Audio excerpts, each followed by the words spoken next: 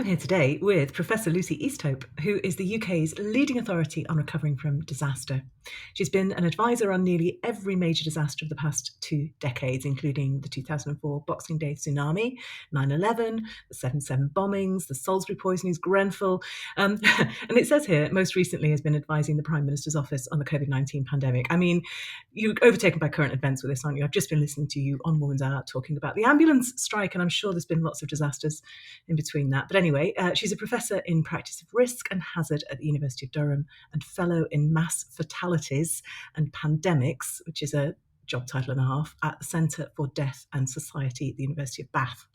And she's the author of When the Dust Settles, Stories of Love, Loss and Hope from an Expert in Disaster. So first of all, welcome, Lucy. It's great to have you here.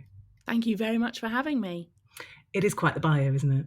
It is, and there's so many areas you can go wrong with it as well. I'm often introduced as a professor of mass fatalities, which is something quite different. So yeah, it's a biography. It gets shortened and it gets mocked as well. It's brilliant. And you're here for lots of reasons. I do want to talk about the book, but I think it's just worth a nod to the fact that we actually met, you and I, a couple of weeks ago, from when we were speaking in December, at the Harper's Bazaar event in London. It's a women's leadership event, and I was chairing a panel there on resilience, and you were one of the speakers, and I was just absolutely fascinated by particularly your take on resilience at the different levels, at the sort of societal level, at the organizational level, at the individual level. And I thought we could maybe explore that in a little bit more time today. That would be amazing. But let's start with When the Dust Settles, because in a sense you bring everything together there, don't you? What's the sort of impulse behind that book? Yeah, that's a great way of describing it. And there's a huge relief, actually, at knowing it exists, because it does very much bring everything together. I don't know that I always made huge cogent sense before it existed. So you get to know me. It's a very personal memoir. And that took on a greater importance, because what I realized people were interested in was also why and who is interested in risk like this. And I think sometimes, you mentioned I've just sort of jumped over here from a radio interview. I think when people have read the book, there's actually a huge amount of compassion towards me from people. The bio itself, people will be like, well, yeah, I know you're those things, but actually I've got to know a little bit about Lucy the person. And that was a real gift that, when Hodder and Stoughton took on the book, they were like, well, we want Lucy in there too. And obviously, there's disaster science texts and some weaving of personal experience, usually, being involved in some way with disaster response. But the idea of being so personal was actually really appealing. It should be daunting, I think. And, there's a huge indulgence in being commissioned for what is essentially a memoir.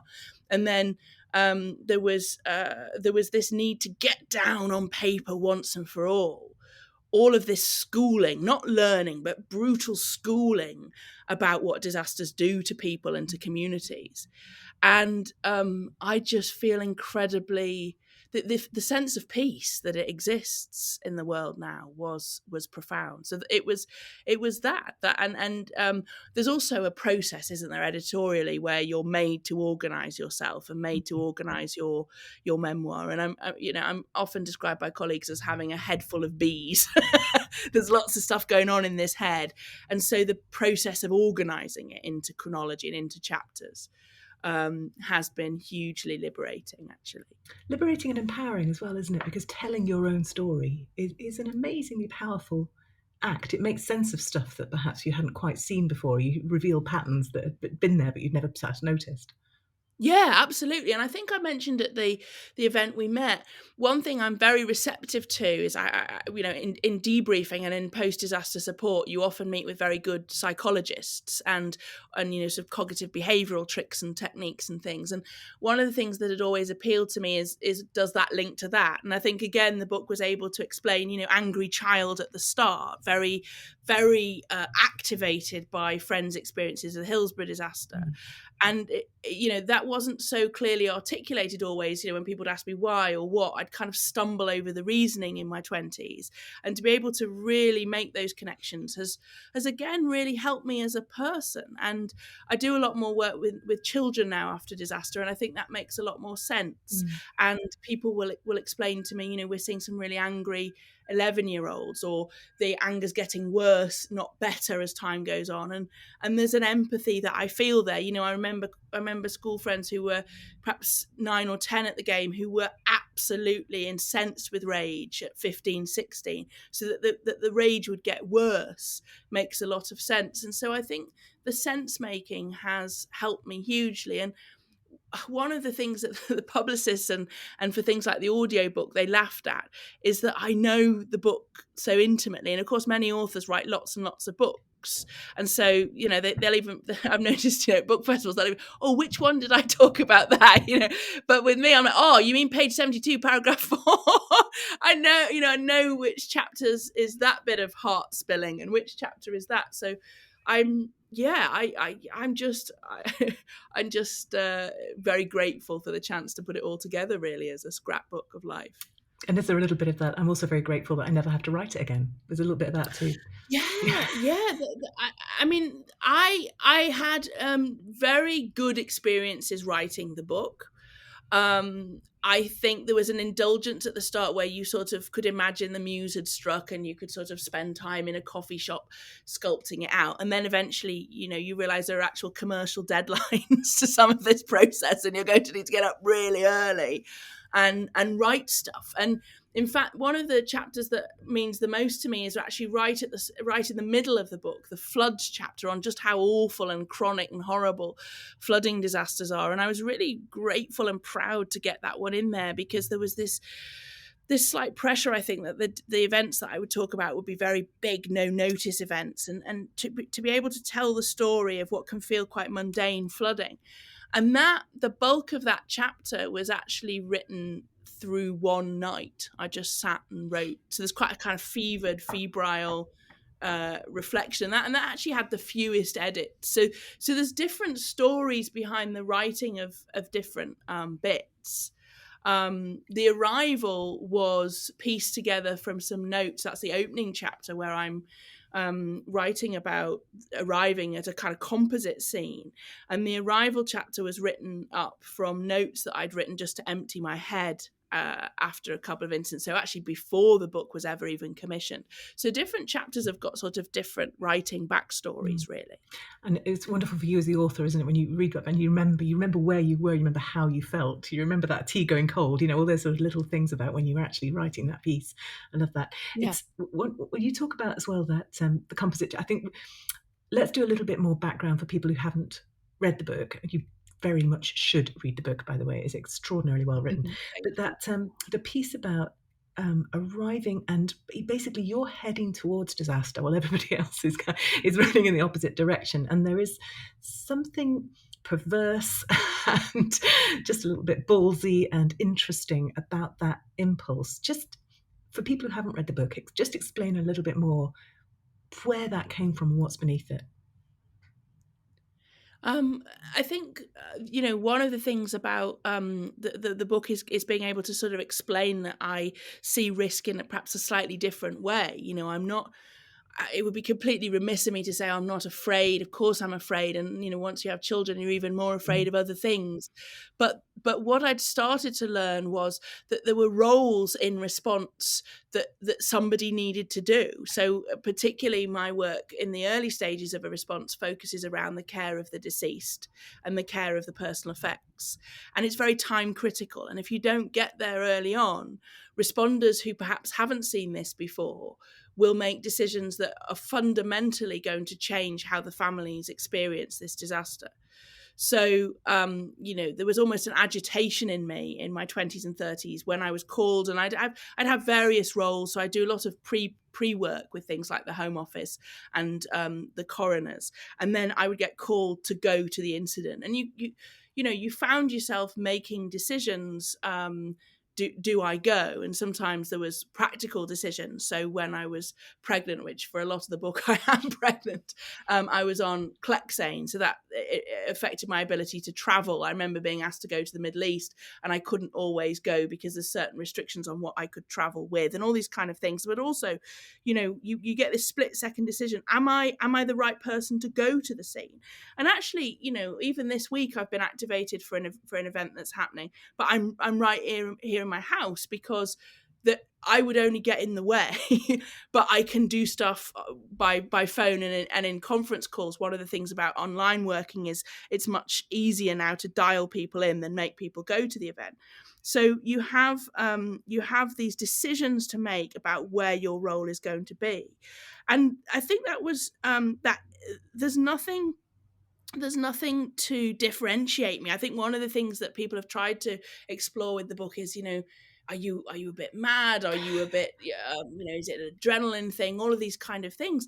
It's just sometimes that you are asked to go to do something and you do it. It's almost sort of like a diligence, really. And I think the book makes clear why those decisions are important in a very time critical way. And that point about somebody's got to do this. And most of us Yeah. sort of look around and go, could somebody sort this out, please? And you're like, well, I guess that's me then. And you step up to it. What really is interesting as well is the way that you lean into the humanness of it. So you've got this sort of systemic approach to, as you say, assessing risk. There are various different types of disaster. There's the stuff that just happens, and then there's the stuff that you can see happening, like the ambulance strikes and the sort of chronic underfunding of health service and all that kind of stuff. But whatever it is, there's sort of at one point you've got to think very rationally about what's going on here, the decisions that need to be made, and on the other point, you have got to somehow retain the ability to empathize, to see the humanness in this situation. And just tell us a little bit more about what's going on in your head when you're managing that. Yeah, I mean, there's different ways that, and I read different people's memoirs, and there's different ways that I think people have approached it over the years. I did a video call earlier this week, and somebody said, "You're always just you, even in the incident." Now, there is a caveat to that, which is that you can't carry. I'm quite smiley. I'll laugh at myself as quite self-deprecating, and we talked about how, and I think this was sort of also part of the event where you and I met. Sometimes you have to control that aspect of you. You can't just be you. It isn't right that you're just wailing or weeping. It isn't right that you're just kind of hugging everybody. Sometimes you have to kind of control the humanity of it within yourself, or the normal tips and tricks that you would use with family members who are perhaps in distress. You might reach out and touch them. You can't necessarily do that. So I think one of the things about the humanity of it is taking your lead from the families and the bereaved, taking your lead from the responders. I think there's an inherent assumption, which I really wanted to challenge in the writing, that this sort of work should traumatize you. And this was this has been a big thing, I think, sometimes about the sort of events and questions that I'm asked at events is sort of, well, you must be full of trauma. How do you deal with it? And the event does not need to traumatize. It's, there's a huge privilege in being allowed to do this sort of work. And what traumatizes people often is the inability to do that sort of work, or a lack of resource. And that was, kind of what I've been talking about in the media in recent days about the ambulance strikes. Seeing somebody need you, seeing somebody in pain is not necessarily traumatizing. Not being able to help them is a moral injury. That is traumatizing. So for me, I also wanted to challenge ideas of what hurts. That is so fascinating, because what you've done, in a sense, is channel that sense of outrage of the natural response to trauma, as you say, and also that anger from your experience as a child in Liverpool with the Hillsborough disaster going on. And somehow you've brought in the expertise and the resources that you need to be able to actually make a difference in the world, which I find really hopeful, actually. It's a great way of thinking about how you meet, which effectively is resilience, isn't it? It's how you meet adverse situations, not by making the adverse situation go away, but by increasing your capacity, your resources to deal with it. And I'm guessing that that's resources at several different levels. It's emotional resource, it's mental resource, it's knowledge, and it's also the equipment, the things that you can bring to it, the skills maybe, but also the kind of physical things that you bring to it. But you can't always feel fully resourced in those situations. So how do you go about managing that gap in your resourcefulness at a time when you really, really need it? I think, I mean, and that sort of resourcefulness is so it's on so many, Exactly. different levels, and sometimes it's very, very personal. And one of the themes about the book is me self analyzing times where it would be remiss of me to imply every morning I kind of get up and go, I yeah, am fully I've got the resourced. skills, I'm ready to go and I'm fully resourced. Resource and resilience are both incredibly linked to privilege, and sometimes I've done various events in my hometown of Birkenhead and Merseyside, and people have said, do you think this is a Merseyside thing? Get your coat on, get back out there, you can do this. So there's sort of, and I sort of sat back the other day. I was at afternoon tea with my grandma who's 94 and my auntie and my mum and my eldest daughter, and there's kind of just like, come on, you can do it, kind of like pouring out of them. And I thought, there's definitely this somewhere on a DNA helix, but also it's incredibly linked to privilege. I wouldn't. I think that's a really important thing. Is it's all very well to say, kind of bounce straight back up, but you need a trampoline. You need that something to bounce you back from. And so, resources are really important in that. And that leads you to this broader message of what's missing. And in the pandemic, it was very clear that we weren't going to be able to deliver the response that we'd planned and prepared for. Things were missing. The most obvious at the start was the pandemic stockpile, which wasn't there anymore. So one of the things that I pivoted to do was to look 3 years ahead and think, okay, but the most important thing to me now is that there are some lantern bearers left. Some people will still be there to guide the way in 2025. So the most important thing now is for me to keep strong, to keep the clan strong, and to build the resilience on a very core kind of almost mental health level within my colleagues in emergency planning. And so that was where I was doing disaster response for the pandemic, but I kept a bit of energy with a very long view for sort of right now, which is what we're doing. And often I think there's no point me putting out great big plans and asking this sort of unknown biological robots to fulfill them. Often I'm saying to colleagues how I'm quite personal sometimes, asking about health, I'm asking about finances, I'm asking if they're okay, and then the double tap question, but are you really okay? There's no point me expecting them to pick other people up unless I've checked in on whether they're I love that okay. double tap question. No, but really, how are you? Yeah, Yeah. brilliant. And it gets a result, Yeah. it really does The get a first one's just result. politeness, isn't it? So Nobody wants a response if they're continuing. just doing it for politeness. Yeah. Yeah, yeah. And I mean, I think it is quite confronting for British people. My American colleagues have been doing it to me for years, but still, the older generation of Britons are like, what are you doing? Why are you asking it again? This is clearly just a courtesy question. Nobody ever expects an answer. But we'll learn, we'll get there. Talking about just carrying on that idea of how you resource yourself, let's talk about writing, because what I've heard already is that you wrote almost instinctively just to clear your head, sort stuff out, presumably to just process stuff from the day job. And then you wrote really purposefully, at first quite joyfully, and I'm in a cafe and isn't this fun? And then, oh crap, I've got a deadline.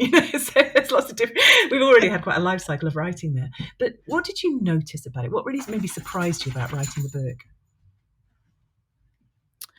I'm transformed. I always struggled with writing actually, and I still do. And there's been a massive leap for me in understanding, but also understanding both the publishing of books and also the publishing of, say, opinion pieces and perspectives. So I've started to do a few more magazine pieces, which has really stretched me. I enjoy and always have enjoyed verbalizing and kind of orating my thoughts.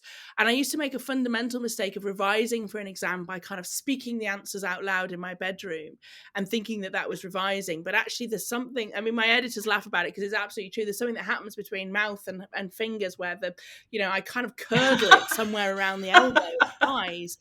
So there was a real no, and they go, no, whatever you just said in your mouth there, put it on paper. So there was a real discipline, and that involved slowing myself down. It involved I was terrible, and I was the same in relationships. Actually, my husband pointed out that I would miss the first paragraph verbally. I'd go straight in to what the civil contingencies framework in the UK was without actually kind of setting any scene. I was rubbish at scene setting. So I would do a lot of work on what I think now are actually really really clear crafted bits. If you look at the book, the beginning and end of each chapter, when you read those, know there is actual Lucy blood behind Yes, you're so those, right. Let me because just it's like pick up Lucy, on that, because that first bit, the first bit and the end bit, you're kind of what you have to do is kind of tuck the reader's arm into yours and take them into what you really want to say to them. But if you don't do that, you haven't got them with you. It's so important. yeah, yeah. And I was really remiss when I started. I was like, no, just get there quicker. Google Keep the up. first bit. So it was a real discipline. And also that helped me develop the sense of the reader. Like I love the book, but one of the things I've realized, particularly if I see somebody bending the spine or even worse, drawing on it, I've had to realize that it's gone out into the world. I can't hold on to it. Certainly can't dictate how you look after the cover. So one of the things about visualizing and picturing the reader was, this is their book. They have to make sense of this. They have to understand this. This has to be well organized. This has to be edited. Wonderful Baroness Dame Sue Black had said to me, the only person who ever misses the words that aren't there are you. The reader doesn't know they're not there. So kind of listen to your editor. And so I think by sort of a third of the way through, I'd been really sort of schooled by my editors about really thinking about what the reader would want from this experience. And as you say, the guiding elbow, me linked into their elbow, is absolutely the analogy. And that really that was a hugely important discipline for me, I think, and has changed how I write, full stop. It's ruined me for academic writing, which is supposed to be impenetrable and missing the first paragraph of explanation. But I'm a very, it's transformed me. That's such an interesting point, because I work with so many academics who find it punishingly hard to write a sentence that an actual human being would say, and it's such a useful skill. What's interesting though is that when they go back to academia and they keep more of that accessible sort of conversational tone, it turns out academics are human too. Who knew? And they actually really like it as well. So hopefully one piece of paper at a time we might shift that. I live in hope. I mean, I had a brutal review for one academic paper that said that the reviewer didn't like it, but that credit would be given, as English was clearly not the first language of the writer. Meow. So, let's just say I struggle with both genres, really. But I've really grown, I think. And I did, as I say in my acknowledgements, I did Kathy Renson-Brick's course and was a huge fan of all of her writing. And I think that was the other thing that the process has taught me, that this is both a set of skills and a profession. And you can't, lots of people sort of wake up, I'm a writer. And in a way, the internet has kind of encouraged that idea, but there's no rules. Anything goes, but there are things that can help, I think, with helping the reader get the most from the book. And even now, talking to other authors at events, I can see that a lot of people say, well, I wrote the book for them, for themselves. And I didn't. I don't think I did write the book Of course, to be Kathy has read. that wonderful split, doesn't she? Big, huge fan of Kathy Renson-Brink here as well. She's got that, before reader and after reader splits. It's particularly for writing your own life stuff. So there is a point at which you have to put the reader out of your head and just write to uncover the stuff. And then there's the point when you kind of let the reader back in the room, and then you do the framing stuff, and you take them through and you explain what needs to be done, and you think what this is going to mean for them. So yeah, you've obviously studied well. I did. I found that aspect, because that was very strong in her memoir training. Very humbling, actually. Very humbling. Emergency planning and emergency management has a bit of a thing about a bit like courts and the law. It shuts the public out. And so we use a lot of acronyms, and a lot of, the JRLO will meet you at the TCG for an RVP. It shuts people out. And it reminded me about letting people back in a very different way. And also, actually, and people were quite overt on their commentary that I was relentless on social media, and probably still am. Whether I will be at the time this goes out, we'll see. But I actually found Twitter very useful for that as well, because my early tweets were written as an emergency planner. The book wasn't out, and I was sort of experimenting, and people were like, what does that even mean? saying? And I said, a tweet needs to be read and understood. And even the emergency planners were a bit confused sometimes. And after the inquest into the July the 7th bombings in 2005, the inquest was held in 2011, and Lady Justice Hallett roundly castigated our field for not being able to communicate and for teaching in this very surreal lexicon that Yeah. nobody understood. So it was a discipline for me to break out of that It and does to take push real that courage, I down. think, because you can hide behind acronyms and obfuscation, can't you? And it keeps it, as you Yeah, say, within the people who know what you're talking about, and you're not therefore as accountable to the public who might have a very different set of priorities. So yeah, it does take courage, I think, to yeah, write it in a way that can be understood and be ready to answer the challenges and the comments that come back from that. yeah, If somebody's at the start of the journey, yeah. Lucy, if they are wanting to write a book, but they haven't yet started, I guess I'm asking, what do you wish you'd known before you started? What's your best tip for them? Oh, that's a brilliant question. I think there's a few things that really helped me. I don't know. I think my mum would have appreciated it if I had had a bit more inhibition, but I just decided I had no inhibition. So depending on depending on the sort of book you want to write, decide how far you're going to go, particularly if it's a memoir. And also perhaps who else's Yeah, stories you're revealing. Disaster Husband did sign a legal disclaimer at the end of the process. So one of the things is kind of what, particularly if it is nonfiction and it is about you, what am I comfortable talking about? And it turned out I was comfortable going to all sorts of places. I think the other thing is are you happy for this yeah, to be read? And how a big question for me, and actually this was something I was very good at thinking about before because I taught university classes on it for postgrad professionals. So things like a chief of fire who decided they wanted to do a master's degree would come on my courses.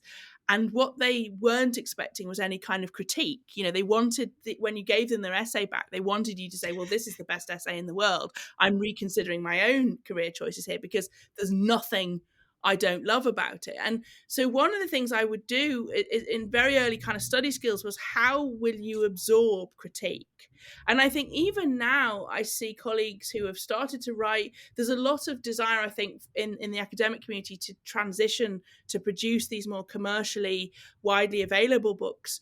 And the first question that I pose to them is, how are you with critique? Because many of my colleagues, we mentioned the academic feedback, as soon as they get a negative review, that paper goes in a drawer, they'll never submit it anywhere else. And you have to be able for somebody to come back and, oh, the paragraph's gone. We just didn't like that at all. That just wasn't. And there are many writers I just think would not be able to do that. So that's a big question for yourself. Who do you envisage your reader? And also I think this, I completely agree with a lot of the social media discussion that just write for you. It doesn't have to have a purpose. Just write, just enjoy it. It's very cathartic.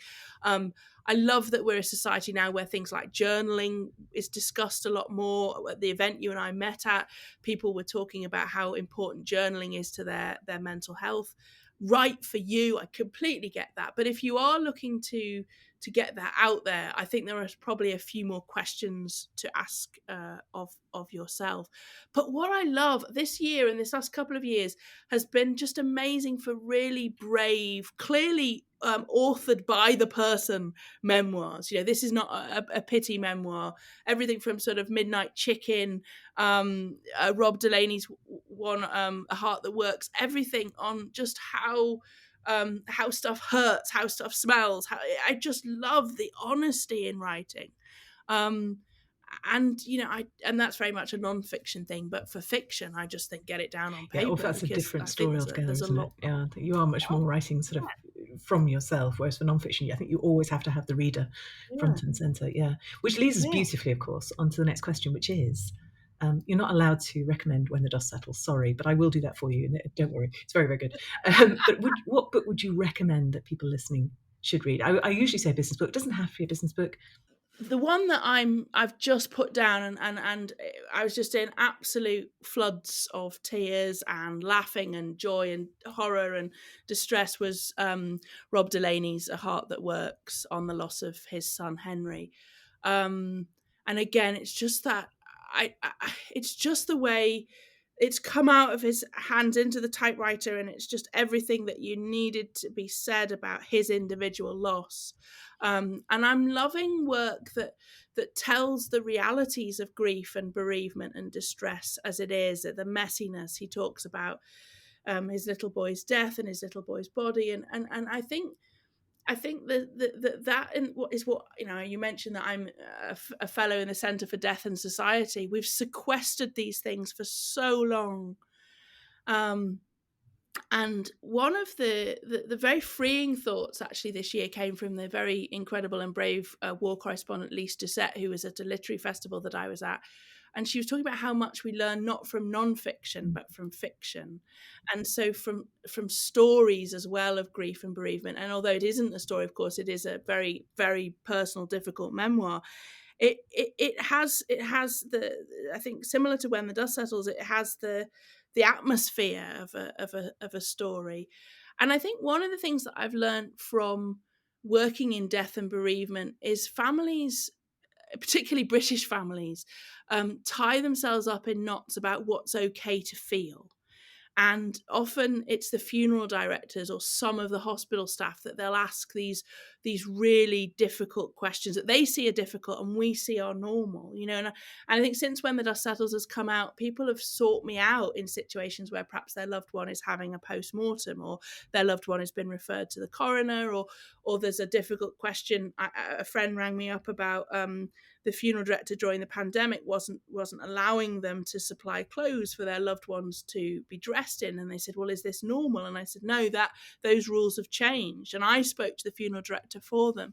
And I just think it's the sort of book that, and The Reluctant Carer, and This Is Not a Pity Memoir, they should all be on prescription at the moment. You should go and pick up your kind of heart pills and your digestion pills and 6 or 7 books. That would be a whole other question of NHS funding, but you should just be able to get these books and sit with them, Manual for Heartache, all of those things, and just be told, it's okay to feel to these things, to go to those dark places in your mind, which are actually perfectly normal places. My dear, wonderful friend, I call him JT, Death Reference Desk, John Troyer, who's a professor in death studies, lost both his mum and his dad very recently. And he's tweeted throughout that loss, and he's tweeted really intimate detail, and I've so celebrated that. And that I just think Rob's book is in that genre, and for me is my book of the year, really. It's fascinating in lots of ways. I'm going to read the book because it sounds amazing, and I don't want to read the book. And what I notice in myself is a real resistance to, I don't want to feel the pain that I know reading this book is going to cause me. And that's really interesting, because I think you're right, since having children, this has been a thing as well. I can't bear to read anything in which a child gets hurt. And so I'm going to find this really, really hard. And if you can move towards a disaster zone while it's happening, I can read the damn book. And I'm going to really challenge myself on that, just because I feel that there is something unhelpful ultimately about trying to protect yourself from the bad feelings by not reading the difficult books, not watching the hard films, So that's been a real personal challenge to me, that actually maybe protecting yourself is not long-term the best strategy for you as a reader.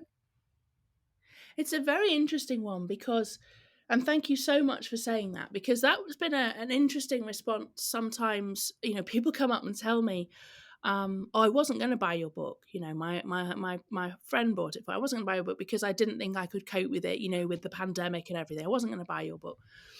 And then I did. And that's probably the most common interaction I have in the signing queue at literary festivals, is people saying, I kind of, it took me a long time. And other people have sent me messages, good friends have said, oh, I've got your book, I just want you to know I bought it, but I can't open it yet. And I think they assume that there will be this kind of onslaught of horror and distress. And that's really interested me, because I would not firstly want to cause anybody any pain. And then also, it's a bit like, again, with social media, people will say, oh, follow Lucy Go Bag, because you might think it's depressing and miserable, but actually she's really useful, and she's just tweeted about making sure you've got contents insurance.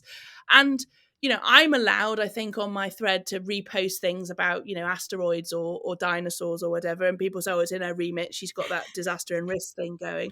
But actually, she's also quite funny, and she clearly loves Strictly Come Dancing. And she's very, she's just linked to a video of a, lemur. So she's quite perky as well. Maybe there's something a bit more to this book. And I think that's the thing, is I laughed as much as I cried with Rob's book. The other thing that happens, I think, in a lot of Western civilizations is we think if we read about it, we'll rattle the fates. And one of the things that When the Dust Settles does, and Rob also makes this point very clearly in his, is, hey, these bad times are out there all the time. You aren't rattling the fates. You aren't bringing them any closer to your door. But maybe you will remember something that will make you in the darkest moments. The chapter on, he mentions it several times, but there's a particular discussion about keeping his relationship alive with his wife Leah, and being very tactile and making sure that they go out for a date and stuff. And so many bereaved parents have talked to me about that. And this goes right back to very, very early discussions. You can see it in disaster grief literature, many discussions of judgment. So, for example, women who have children after an earlier children's loss, family members will say, well, how did you ever manage to sleep with your husband? How did you do that? Because you must be just consumed with grief 24/7. These kind of ideas that it's okay are hugely important. Bereaved mothers who talk to me about the pressure to not be seen smiling or laughing, or not to be seen, you must we don't wear black all the time and rent our clothes and do all those things, but you must appear in society to be sort of appropriately grieving. So that Rob's still upstairs, but he's going on this shelf, and this is just this year behind me is just books that have completely moved me this year, actually. I'm bankrupt. I've spent a fortune. Best way to go bankrupt, though. And I'm totally in favour, by the way, of the whole kind of reading and indeed writing being available on prescription. I think they're some of the best things we can do for ourselves, and so cost effective. Lucy, we are so over time that it's just ridiculous, and I don't even care. But thank you so much. It's been just fascinating, and I literally could have talked to you all day. If people want to find out more about you, where should they go? Yeah, so I've got a website, and I've got my website. It's got all my podcasts and my articles on. So that's whatevernext.info. And for now, as long as these things exist, please do follow me at Lucy Go Bag. And I've got the paperbacks out in March, and I've got hopefully a few literary festivals coming up, so you can get to meet me in person as well. Which I thoroughly recommend as well. Thank you. Brilliant. It's been amazing spending some time with you. Thanks, Lucy. Thank you for having me.